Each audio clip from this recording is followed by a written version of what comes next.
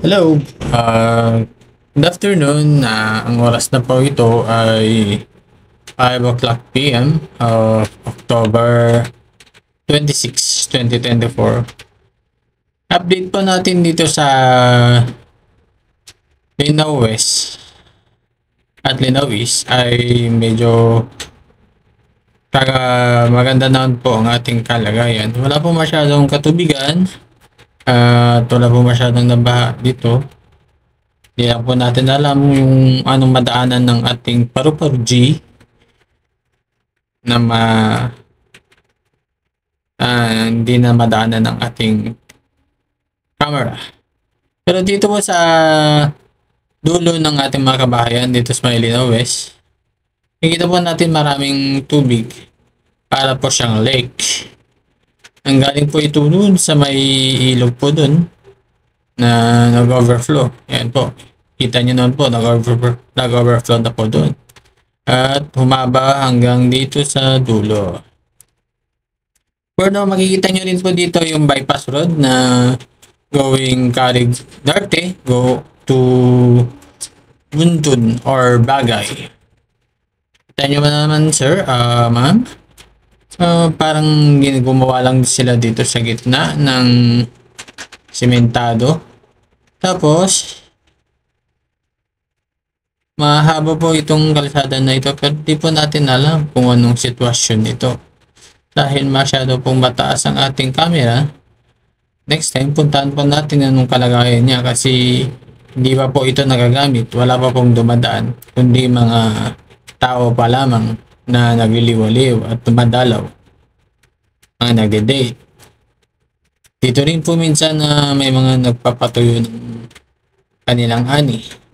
Dahil since wala pa pong dumadaan, nakikita naman natin dito na pwede pang gamitin nila. And guys, ito po yung Linao West Barangay Hall. Yan po yung malaking building po dyan. And then, ayan. Ito po ang Linao West. Ayan. Maganda-ganda naman po ang ating kalagayan dito sa Linao West. Wala po masyadong natubigan. Except dito sa parang ilog na rin po na nag-overflow. Nagaling sa ilog. Makita niyo po, yan po yung daanan sa bypass going to Barangay Hall. Magiging daanan po ito. And then papunta po doon.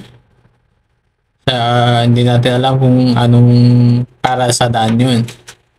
And then papunta na po tayo dito sa kahabaan ng ano. Makita po natin dito sa kalsada na parang may mga damo sa gitna or mga bitak na parang hindi pa po natapos. Matagal na po itong ginagawa pero parang wala na pong ginagawa. Wala na pong nagtatrabaho. Or baka wala pong nagtatrabaho dahil wala pong pasok dahil sa bagyo. Pinag-ingat ang mga tauhan ng mga construction worker na gumagawa pero hindi po natin makita ang mga kagamitan nila. Kaya makita nyo naman dito daming puro bitak. Lalo na dyan sa gitna. Oh. Tapos dito dadaan. May dumadaan pa na mga tao. Ayan. Pagdating po dito, ano nangyari sa ating dalawa? At nagkalimutan na ano nang nangyari sa kontraktor nito. Pagkatapos nyong makuha siguro ang porsyento nyo ay hindi na itinuloy pa ng kontraktor na ito. Kaya nakangaba-haba po ng hindi ginawa sa gitna.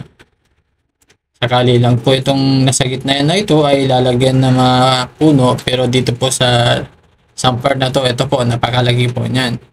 Di po natin alam kung para saan po yan. Pero sa aking isip, itong nasa gitna po na hindi nasa pintuan, ito po yung gagawing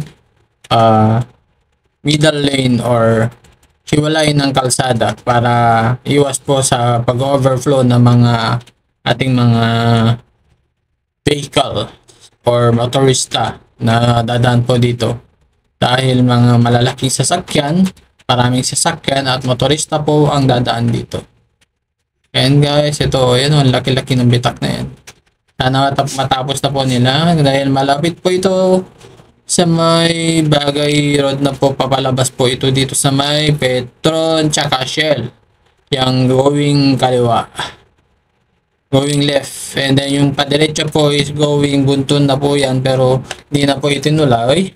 Pero itong nasa right, gagawin po sana itong bridge ng Tuguegarao to Solana. Ito pa lang po ang update natin, and enjoy. Thank you. No bash.